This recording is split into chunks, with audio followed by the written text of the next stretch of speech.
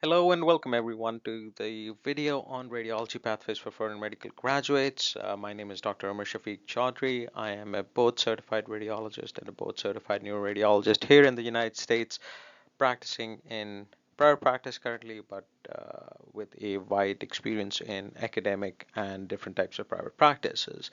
If you're new to this channel, please like and subscribe this video as well as share it. I do have a bunch of other videos relating to topics in radiology, all the way from subspecialty selection to job market, how to navigate it, how to find your ideal job. Also, I have videos on traversing the radiology residency, trying to maximize your experience during the residency, as well as didactic videos on stroke, tumors, and head and neck imaging, which you are more than welcome to watch as well. Now, coming to this video, which was the radiology pathways for foreign medical graduates, I get this topic as a question quite frequently wherever I travel, on forums as well as internationally when I lecture. And this always comes up in terms of what are the opportunities available for foreign medical graduates at different times in their training.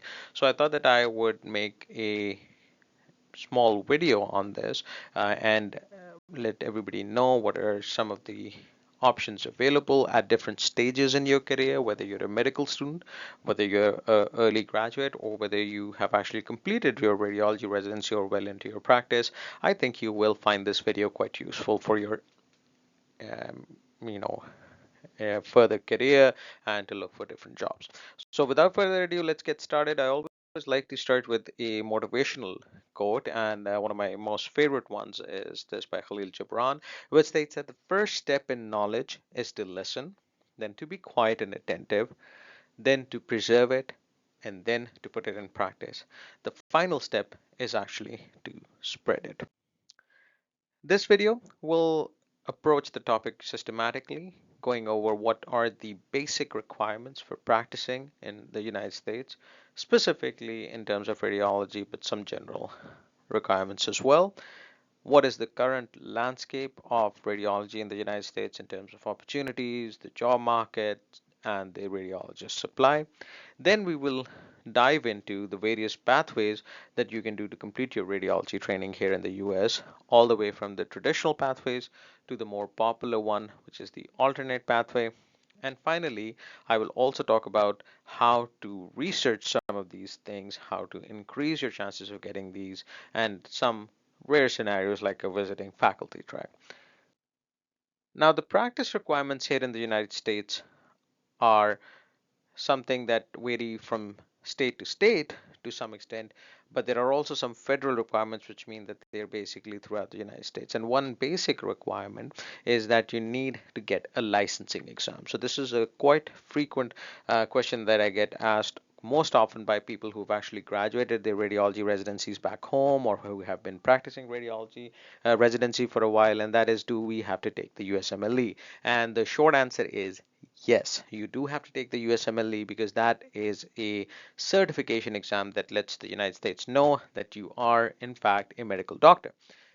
Having said that, the current USMLE landscape is quite easy. You basically take the step one as a pass-fail exam, which has taken out a lot of the three-digit score, which was a big roadblock to foreign medical graduates previously. The second important thing is that the clinical skills exam, which you actually had to take while in person in the United States, has also been replaced by an English proficiency exams. So, to make matters short, right now it's quite easy to become certified through the USMLE/ECFMG and get that checked off. Once you do land, there are state licenses that you have to acquire. These are usually acquired through the universities that you're going to be going through, and they're not a big hurdle. The main body that determines your overall certification, where you're training, and ultimately giving you that final certification, which is the board certification or the Diplomat of American Board of Radiology, is this board, which is the American Board of Radiology. So I would highly advise all the folks listening to this to go to the website quite frequently, see their literature and see their policies, and keep yourself updated throughout with this. Now, the current landscape of radiology is very interesting. I will not lie, it's a very, very good time to be a radiologist here in the United States.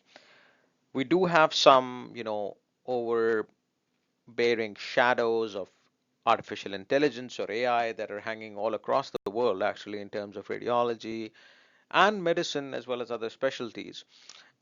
Interestingly, I do have a talk on AI and radiology, and that is also available. So I would also like you guys to listen to that if you have time. But moving back to the current landscape, so AI, yes, is a challenge for radiology and for a number of jobs. But right now, AI is at a stage where basically it has not replaced radiologists.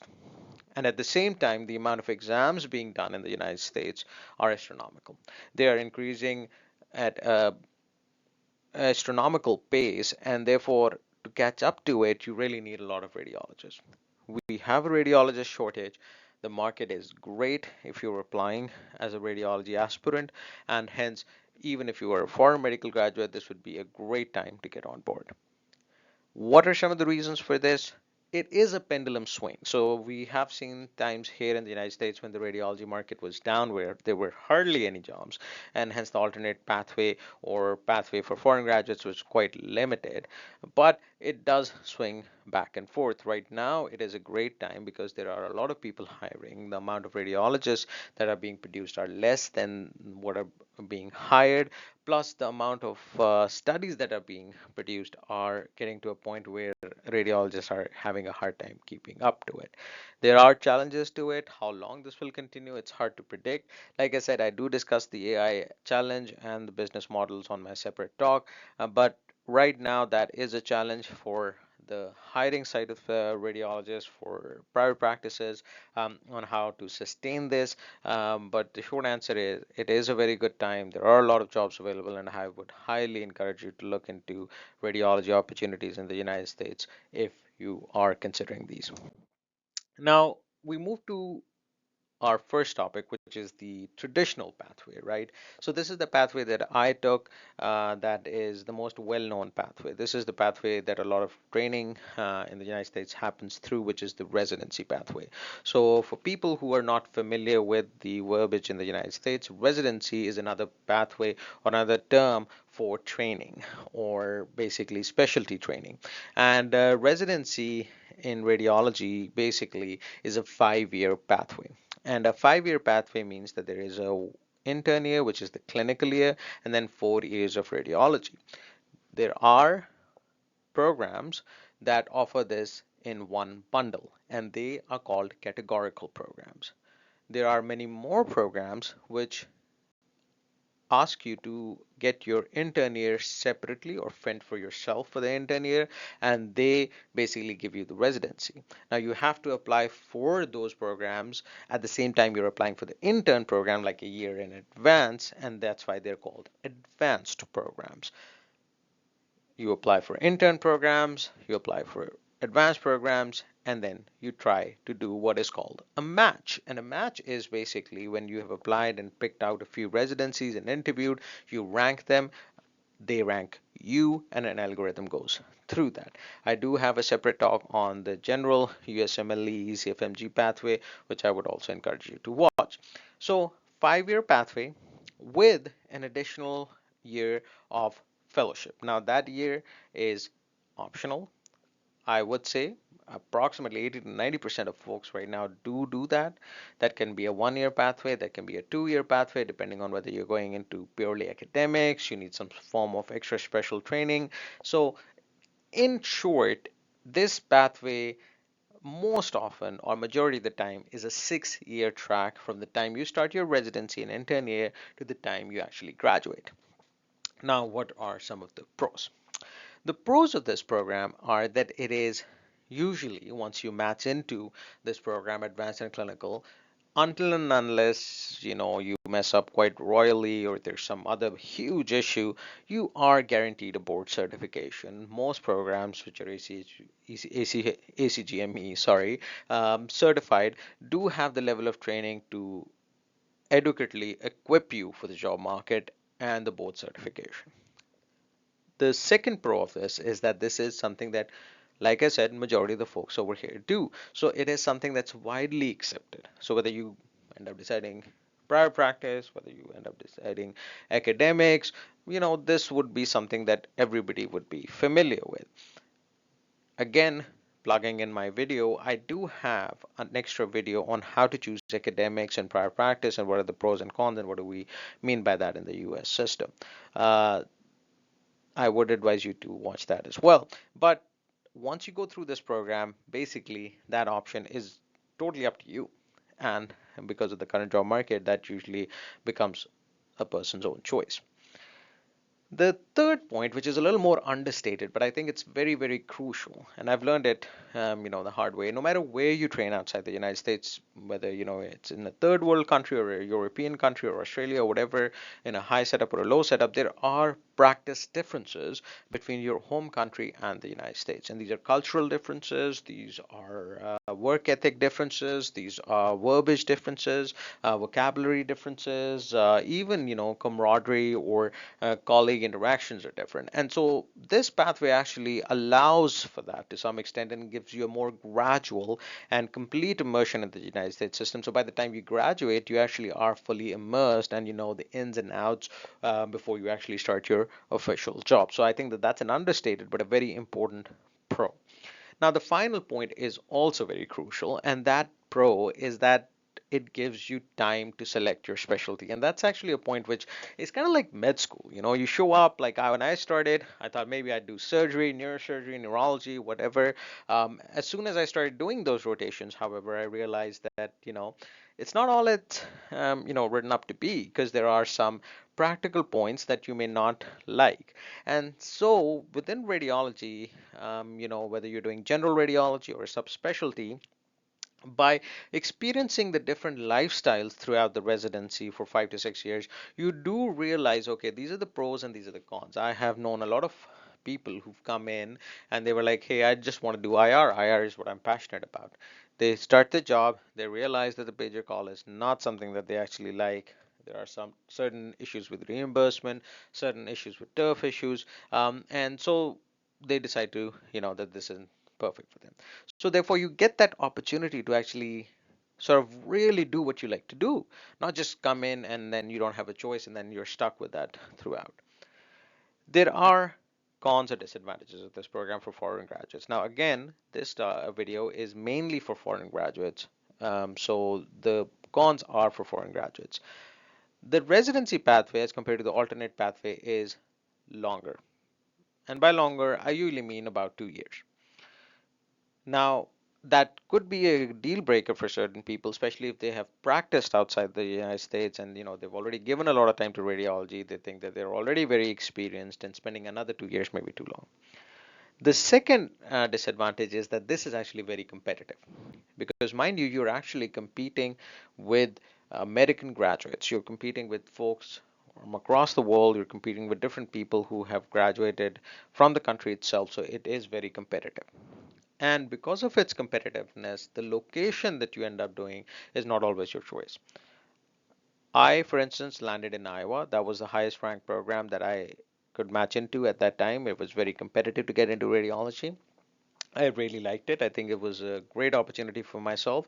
But, would it have been my first choice in terms of location? Probably not. And so the location is not something that you can always predict. And that's one disadvantage of it because you're looking for a program, you have competitiveness, and you want to get in a good education, and so the location can sometimes be an issue. And the other issue then comes in because it's competitive, not always guaranteed. You may not always get the highest, most institutions. Again, because the competition is high for the higher ranked universities, so may rank mid-tier or below. Having said that, there are a lot of opportunities available. There are a lot of mid-tier and upper mid-tier universities which are phenomenal. In fact, sometimes even better training than some of the big names. But those are the cons.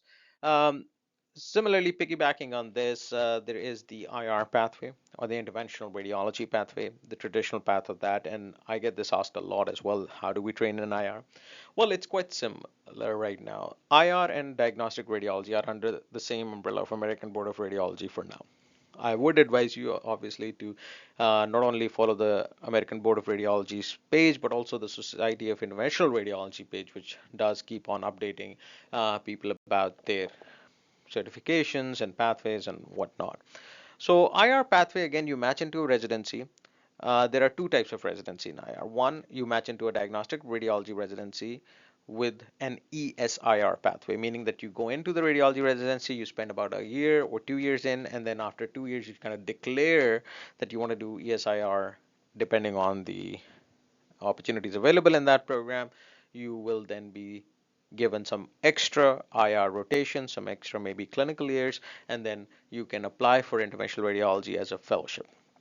That pathway will be about 6 to 7 years.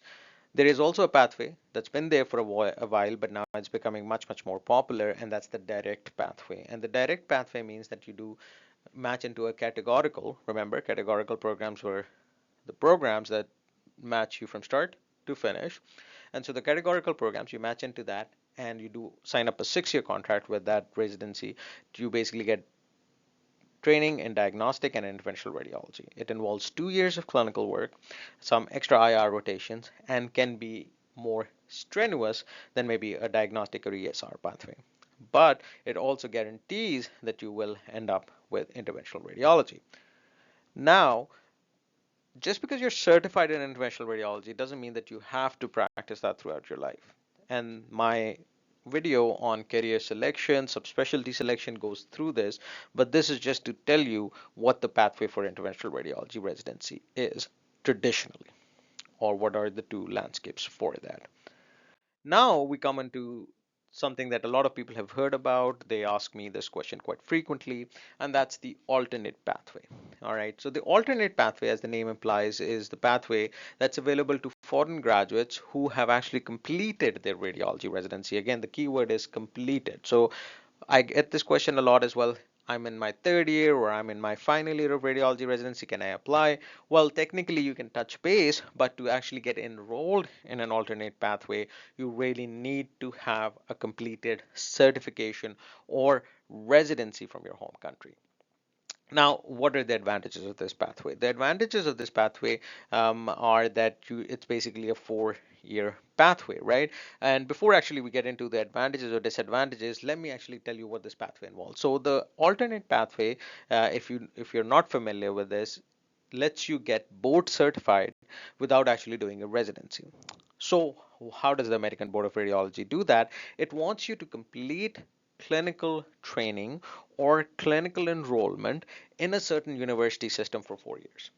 It used to be that it would be 4 years in a go, but they have relaxed this, and I think over a period of 10 years, 4 of those can be spent in the same institution. The way the language is phrased, most institutions understood this to be 4 years of training, meaning 4 years of fellowships. So they would give people coming in fellowships in neuroradiology, fellowships in pediatric radiology, fellowships in body radiology, and then would ultimately, you know, produce those or convert those 4 years into certification, where you would sit for the certification exam the same way that the traditional pathway sits in, and then you would be certified. With the recent shortage, it has turned out beneficial for the foreign medical graduate and the alternate pathway. And a lot of folks are now offering a 1 year fellowship, and then they may transition you into a faculty job depending on your performance. Again, the word here is performance. And I think this would be a good segue to tell you what are some of the sort of advantages, disadvantages with this pathway. So the advantages of this pathway is obviously that it's a shorter period of time. So you get in and you basically complete this in 4 years as opposed to 6 years. You can also land a higher, rated university job, mainly because you have to understand that this is a direct fellowship, so your pool of applicants is less. The second thing is some of the higher rated universities may not have fellow applicants in certain specialties. So, for instance, nuclear medicine or pediatric radiology or chest or body or cardiac imaging is something that not a lot of people come into. So, you may be able to get into, training into cardiac imaging from Harvard or some other partners program just because they really cannot find fellows for that. So an advantage is that you can actually get into a higher fellowship, but that advantage can also turn into a disadvantage because now, mind you, your specialty selection is limited because you may want to do neuroradiology, but the only thing they have available is cardiac imaging. And now you'll be labeled as a cardiac imager, and you may have to do that for a significant amount of time. So higher rated university, but less subspecialty selection. The other advantage of this is that it can actually, in the right settings, and if you are working very hard, get you a faculty spot relatively quickly. So instead of spending all those 4 years on a residency or a fellow pay, you may spend 2 years on a fellow pay and get a substantial pay bump as a faculty just after 2 years and complete your certification as a faculty pay, which is awesome. I know folks who have just done 1 year of neuroradiology and then have gone in and done a great job as a faculty, and but at the same time has been very mutually beneficial for them because they're getting paid as a faculty. So it is a great track from that perspective. Um, the disadvantage of this pathway, however, can be that you may have trained in a certain way and you land up in the United States, and the immersion expectation is almost immediate. So, the first day you show up, you are expected to be proficient. You may be using different verbiage, you may be using different terms, you may be unfamiliar with the work ethic, with the interactions, the social interactions. So that can be a sort of a very steep learning curve that you have to go through. And I do know people who have not been able to fulfill that, who were termed unprofessional, mainly because they were not familiar with the system, and they kind of tanked their chances of certification. So that can be a double-edged sword, this quick immersion. The last point, which is a disadvantage, is a real point and it is understated, but there is a certain degree of bias, because people are not familiar with the alternate pathway as much as the other pathways, number one. Number two, depending on what that alternate pathway it could be very variable. So you may do 4 years of pediatric, chest, body, neuro, so you're very well versed in some of the specialties, but you have never read a single case of MSK, for instance, or you've done cardiac imaging and you've never read a neuro case. So it can be variable.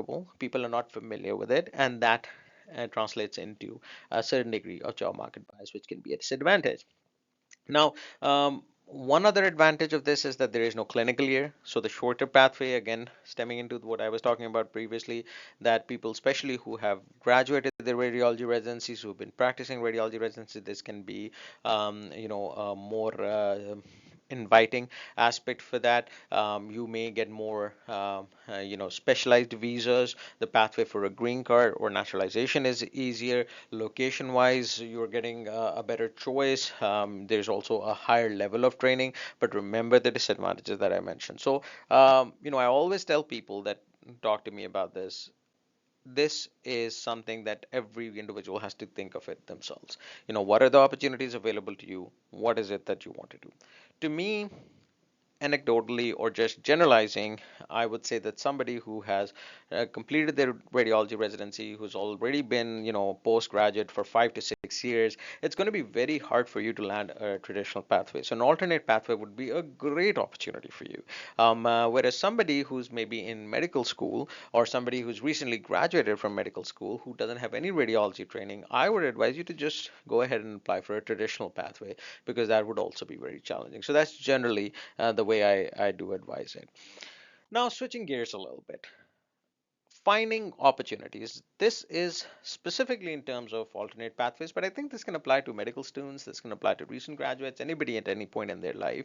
I kind of break it down into applying for these things according to three main things. The biggest and the easiest way that you're going to find these opportunities are actually going to be specialty sites themselves. So the American College of Radiology, the American Board of Radiology, the individual subspecialty sites like the Society of Neuroradiology, American Society of Neuroradiology, or the Society of Interventional Radiology, they will have fellowship spots that are open with contact information, so you can apply to them. You can talk to them about their alternate pathways. Some people I have known who have actually started an alternate pathway just because the applicants were so good. Some people have a very well established pathway, so you will have to do your legwork on this.